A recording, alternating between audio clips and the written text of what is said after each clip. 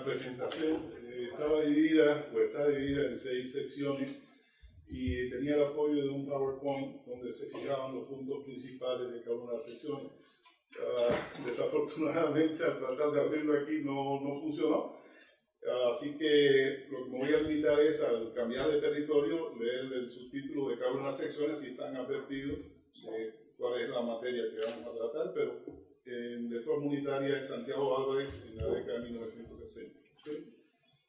Introducción. El primer contacto de Santiago Álvarez, 1919-1998, con el mundo del cine tuvo lugar tardíamente, a los 40 años, con la creación del Instituto Cubano de Arte e Industrias Cinematográficas en marzo de 1959. ¿Se escucha? Nada. ¿Qué era? Estoy hablando muy falso. Más arriba, el otro más arriba. O si no, ¿Ahora? Nada. Una Ahora sí, este de abajo. Bien, muchas gracias, Sandra. Sí, así es más cómodo. Así no hay que tenerlo por la mano. O puede poner el otro en el pie. Ahí está. Lo desliza.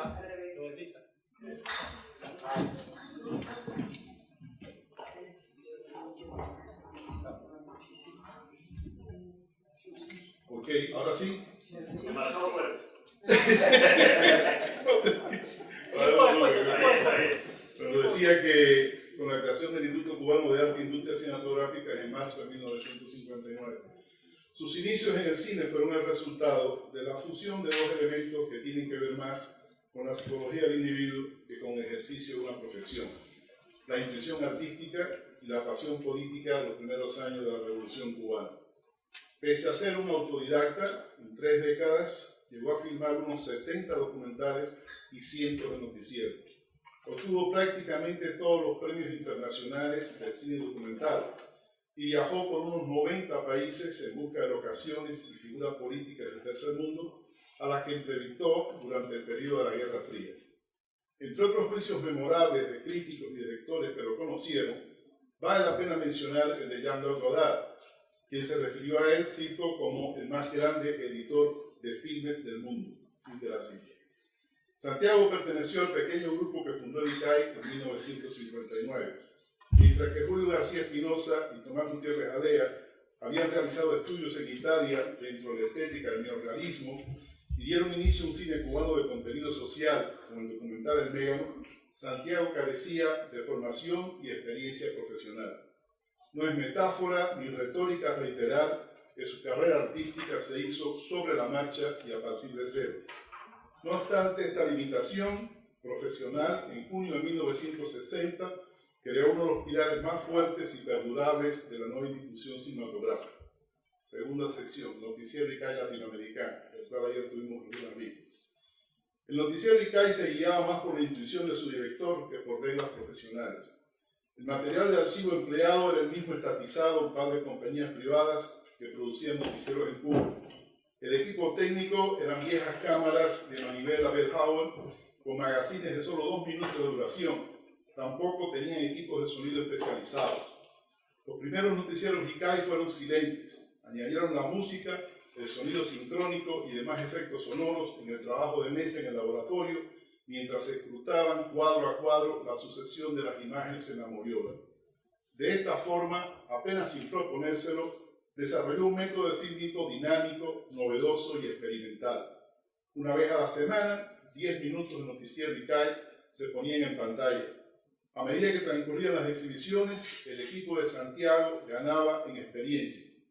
En los cines de La Habana se proyectaban las copias en blanco y negro. En las provincias, los noticieros se veían con retraso de meses. Se las ingeniaron para que la caducidad del material no fuera inmediata, sino de valores perdurables y los temas tratados no perdieran actualidad. Otro hecho importante fue abolir, comillas, por supuesto, la voz de Dios, la tradicional narración omnisciente que no dejaba al público espacio para sacar su propia interpretación de los materiales exhibidos. En suma, se esforzaron por lograr un noticiero que a la vez que informara, ilustrara, dialéctico sin dejar de ser didáctico, en la mejor tradición de los noticieros de Kino Pravda, de Chiga Bertov en la Revolución Rusa y y la técnica de fotomontaje de John Herfield en la Alemania, la República de Weimar. Tercera sección, el Departamento de Cortometrajes ICAE. La labor creativa no se limitó al noticiero. En 1961 pasó a dirigir el Departamento de Cortometrajes. Del recién creado departamento salieron los dos primeros documentales que marcaron el rumbo definitivo de su inserción en el cine político mundial. Now, 1965, y Hasta la Victoria Siempre, 1967. ¿Cuál era la experiencia que avalaba su puesto como director del Departamento de Cortometrajes de ICAE? Puede que ninguna, o igual de mínima, a la que tenía en 1960 cuando se hizo cargo del noticiero ICAE latinoamericano. En una entrevista con el venezolano El Mundo Aray, publicada con el título Cronista del Tercer Mundo, deja bien establecido cuál era su única experiencia artística anterior a 1959, el primer año de la Revolución. Cito: si no hubiera trabajado años en el Departamento de Archivos Musicales de CMQ, que es una emisora de radio en Cuba, la más famosa en la época del capitalismo, clasificando la música que se compraba para los programas radiales y de televisión, si no me hubiera entrenado para clasificar el sentimiento musical para ser usado después, no me habría dado cuenta de la capacidad de poder musicalizar algo con sentimiento musical. Fin de la cita. No es casual entonces que la música extraída de diversas fuentes, en alianza con imágenes de variado origen como el Now, 1965, y Hasta la Victoria Siempre, 1967, haya tenido un rol primordial en las futuras dos joyas del cine político mundial. Cuarta sección, Now. Realizado en 1965, su primer documental de contenido político. Hasta ese momento su labor se había centrado en temas nacionales, como el documental Ciclón, 1963, dedicado a las pérdidas materiales y humanas en el oriente de Cuba por el huracán Flor. Bastaron 5 minutos de puras imágenes sin narración que hizo coincidir con el tiempo total de duración del documental y la voz de la cantante afroamericana Lena Horne en Havana Aguila para que se consagrara como la nueva estrella del cine político internacional. ¿Cuáles son los elementos a destacar en este documental? Primero, Now revitaliza un género fílmico que se tenía como obsoleto y de menor relieve, el cine de agitprop, de propaganda. El cine no de búsqueda estética ni de mero entretenimiento, sino el cine de agitación y propaganda política, puesto en la disyuntiva de replantearse sus funciones dentro de la Revolución Cubana, el contexto internacional de la Guerra Fría, la confrontación con el imperialismo norteamericano y la discriminación racial en los Estados Unidos. Santiago Álvarez en Now no temió a que dentro y fuera de Cuba clasificaran a su cine de partidista y panfletario. Advirtió que a lo que él le interesaba era, vuelvo a citar, informar, divulgar, esclarecer, abordar los grandes conflictos humanos, contribuir a formar un público nuevo, más crítico, más complejo, más informado, más exigente, más revolucionario. Fin de la cita. Segundo, la música y las imágenes de Now son esencialmente innovadoras y de ruptura con cánones y prohibiciones. Lena Horne en Estados Unidos era mal mirada por los sectores macartistas que la veían como una luchadora por los derechos civiles. Havana Aguila, en traducción literal, alegrémonos, es un tema musical de origen israelí que poseía una carga emotiva de intolerancia y libertad que rebasaba el marco étnico, regional o nacional y se convertía en un llamado a la movilización de las masas negras en Estados Unidos. No es casual que su difusión radial o en discos se encontrase prohibida en los estados del sur de Estados Unidos. En la entrevista con Aray que cité al principio, Santiago refiere cómo llegó a él la música de Havana Aguila. Vuelvo a citar. Escuché la canción Now por un líder negro norteamericano llamado Robert Williams, de visita en Cuba, me puso el disco. Mira a ver qué te parece esto, me dijo. Le pregunté, ¿tú me lo prestas? ¿Me lo regalas? Y me lo regaló. Entonces, de oírlo varias veces, se me ocurrió realizar un documental exactamente con el tiempo que tiene esta canción. Fin de la cita. Tercer aspecto. En Now, lo sonoro y lo visual se funden en un tiempo único en el que el director hace coincidir el running time y el real time en los 5 minutos que dura la canción. Un tour de foro artístico equiparable al de una década antes del escritor Alejo Carpentier en la novela El acoso, 1956, en la que hizo coincidir la ejecución de 43 minutos en un teatro de la Sinfonía Heroica de Beethoven con el tiempo que tardaría un lector en leer el texto. 4. El empleo de lo que pudiéramos catalogar como recursos del enemigo, al realizar una selección de fotos de motines afroamericanos sacados de la revista Life, uno de los mayores íconos del periodismo mundial norteamericano. En los 5 minutos de Now se establece una dinámica de montaje de imágenes sobreimpuestas al canto Havana Aguila por Lena Horne. Hay de todo en las breves secuencias, trípticos con Martin Luther King y Lyndon B. Johnson en ángulos opuestos, primeros planos de rostros de hombres y mujeres afroamericanos, zooms a los rostros de los Founding Fathers, Washington, Jefferson y Lincoln, y a las armas de la policía contra los negros. Para el final, se reserva una emotiva yuxtaposición de imágenes, 2 niños negros con los puños apretados y miradas de la ira, que enfrentan a la cámara mientras son contenidos entre los brazos de los padres para que no se lancen sobre los policías. Tras un preciso corte de 1 segundo, hay un fundido técnico. La pantalla queda en blanco con una pintura abstracta de Malevich. Rápidamente, la pantalla en blanco se empieza a cubrir de puntos negros que forman la palabra Now en el centro, mientras la banda sonora reproduce el tableteo de una ametralladora. Quinta sección. Hasta la victoria siempre. Fue el segundo documental político de Santiago Álvarez. Se dice que lo hizo por encargo de Fidel Castro. En la Plaza de la Revolución de La Habana, en octubre de 1967, se iba a celebrar una velada fúnebre. Era un pedido de urgencia. Venía del líder de la revolución. En solo 2 días dio forma a un documental de 19 minutos que se presentaría a 500.000 de cubanos y en que volvió a emplear música, fotos y trozos documentales como en Now. El crítico cinematográfico Travis Wilkerson, en el número 17 de la revista Sense of Cinema del año 2001, señala algunos de los retos que tuvo que afrontar. Trabajar bajo presión para lograr un documental en solo 48 horas y la carencia de fotos y de pietaje fílmico en archivos a solo unas horas de la captura y muerte de Che. Santiago volvió a jugar su gran carta de triunfo, la música. En esta ocasión, la de Pérez Prado, un músico cubano-mexicano emigrado que no le debía nada, ni tampoco tenía nada que ver con la revolución de 1959. Pérez Prado era el creador del mambo, el ritmo más popular del mundo en la década de 1950, el mismo tiempo que pasó Santiago seleccionando música anónimamente en un 4SM Radio.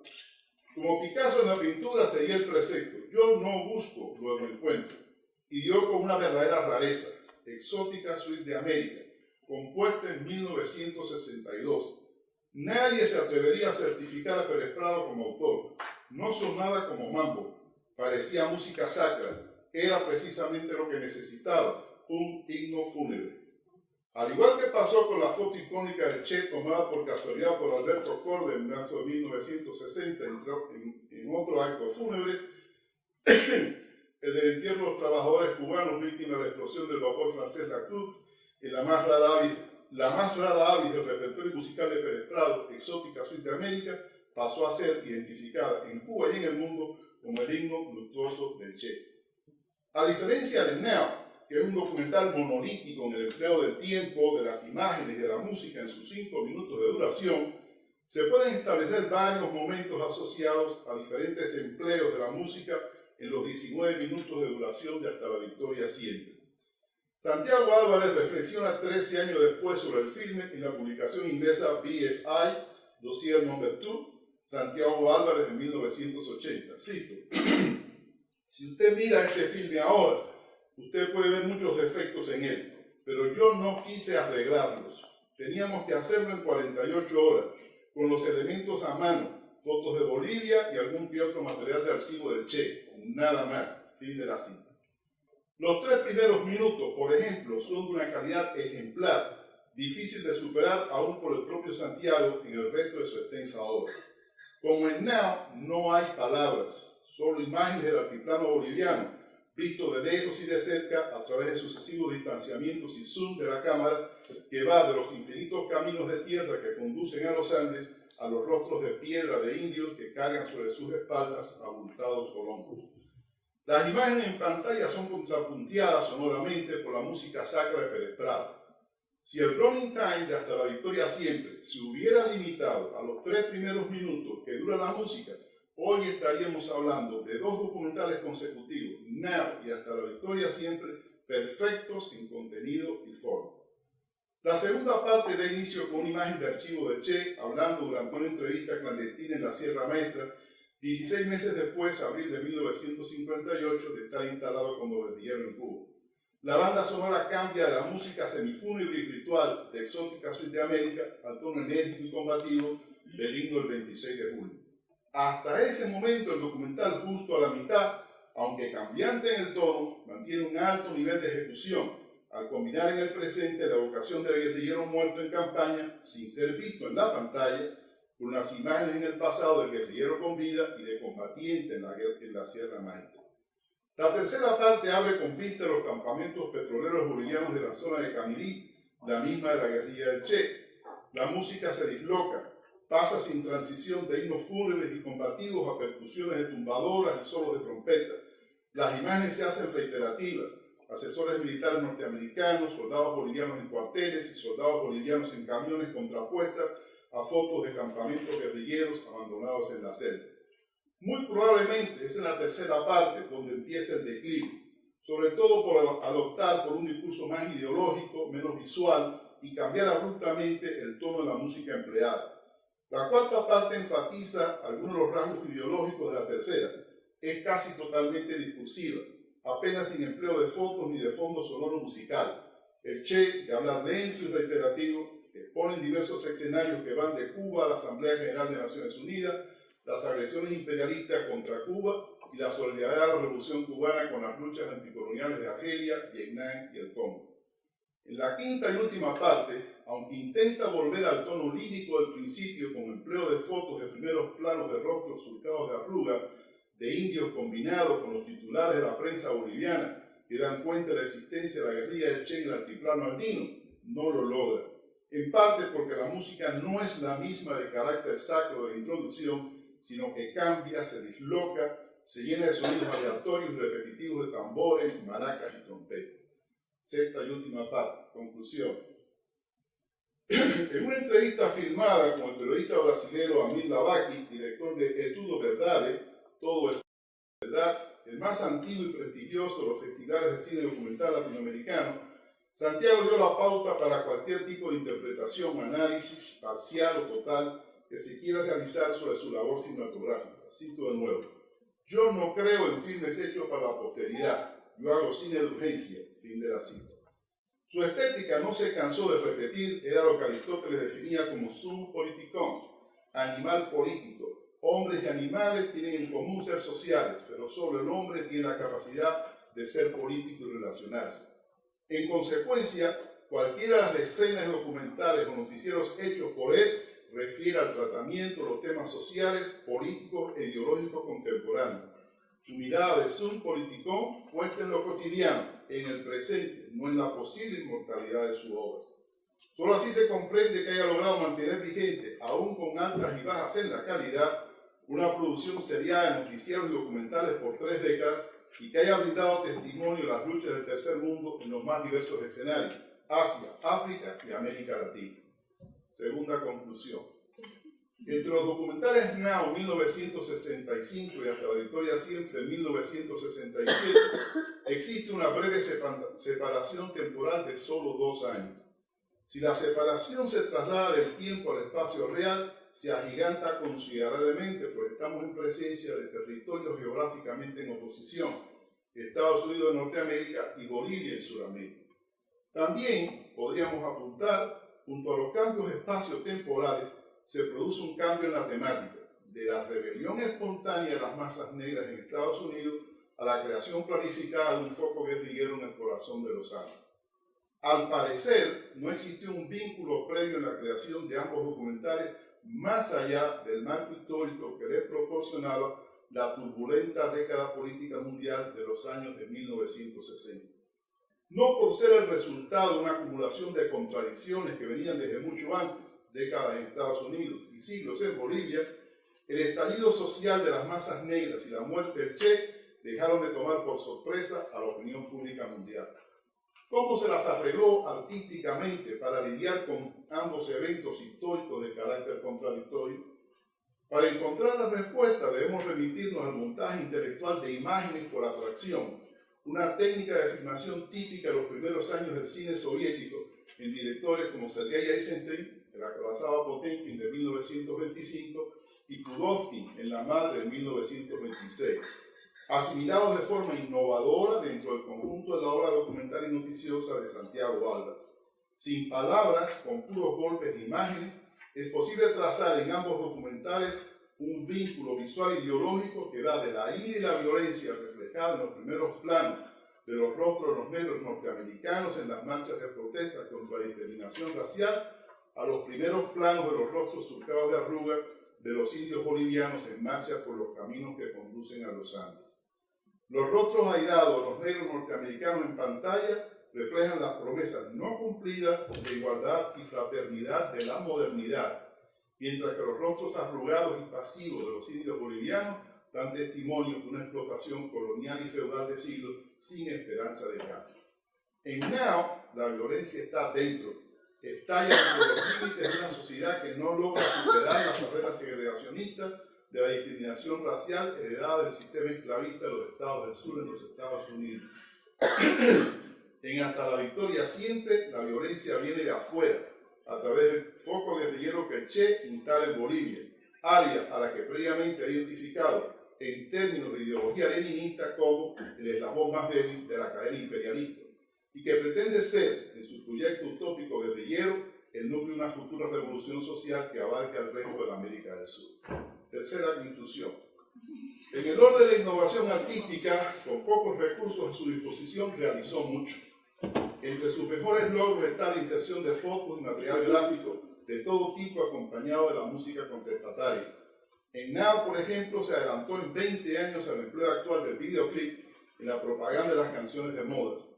El empleo de los temas musicales de Javan Aguila por Lena Horne en Now y Exótica Suite de América de Pérez Prado en Hasta la Victoria Siempre quedan como dos metas muy altas, difíciles de alcanzar o rebasar después de medio siglo de realizar. Cuarta y última conclusión. Para finalizar con otra referencia a la Grecia clásica, me sirve de ayuda, Luisa, si falla. Si bien la ética y la estética de Santiago Álvarez se basaban en Aristóteles y su conocido concepto del sum politicum, para resumir sus pasos por el cine documental habría que echar mano del físico Arquímedes cuando dijo: dadme una palanca y moveré al mundo. Santiago Álvarez gustaba de repetir a sus allegados y conocidos: dadme dos fotografías, una moviola, algo de música y les haré un documental. Buenísimo.